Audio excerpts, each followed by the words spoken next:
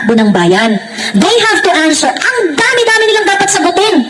Ang dami-dami nilang dapat sagutin tungkol sa mga pangako nila na food security. Ang dami nilang dapat sagutin tungkol dyan sa budget. Ang dami nilang dapat na resibo na dapat pinapakita kung saan napupunta ang perang ginagastos nila, asa ng mga flood control projects, kinamamatay ng mga bawat Pilipino yan. Paparating na uli yung, ilang buwan na lang, paparating na uli yung tag-ulan, babahain na naman tayo. I-audit nyo na ba yung mga flood controls na pinondohan niya ng bilyon-bilyon? Mag-isip kayo ng paraan kung paano ang mga infrastructure projects natin ma-audit dahil lahat kayo nandyan, contractor din mga putang ina ninyo. Build our nation. Kung ang pipiliin ninyo ang mga katulad ni Congressman Barbers na yung asawa niya may utang na 29 million worth of luxury bags, ano mangyayari sa Surigao?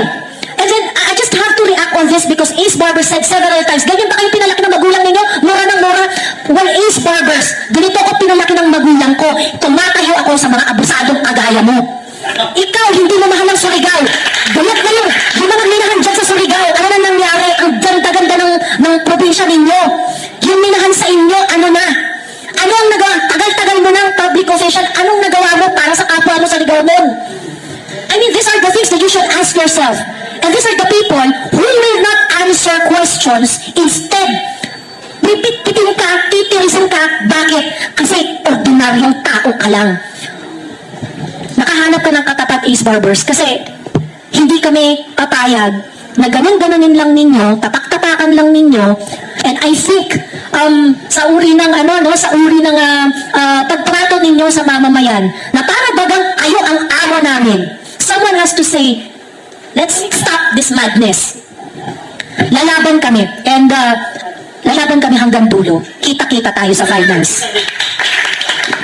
And kung akala ng mga kongresista na tatahimik kami dahil pinatawag nila kami sa kongreso, parang ang feeling ko lalong umingay. So, backfire. Oo, di lang yun. Ang mga sumusunod sa amin, nagbabasa sa amin sa social media, lumalakas na rin ang loob. Kasi nare-realize na rin na hindi lip service ang nasa saligang batas. Nakikita nila na buhay ang saligang batas, buhay ang aming mga karapatan, at buhay na buhay ang spirito ng 1898. Yes. At nga pala, ang pagmumura tulad ng ginawa kanina ni Joey ay hindi po libelous. Okay? Linawin po natin yan ha. Ayon sa Korte Suprema, may desisyon na dyan na ang mga ganyang expression at emosyon, mga putang inang ganyan, hindi po libelous. Parang hindi ba kapani-paniwala pag ako yung nagsasabi ng putang ina? Ang sa akin lang po, yung panawagan ko sa mga kapwa ko butante, So yun nga guys, huwag iboto ang bago nyo kayo tapusin itong video na to, please like and subscribe. Please po. At maraming salamat sa suporta na sa aking channel. Ayan na nga, sobrang napakainit. Umiinit ang mga eksena.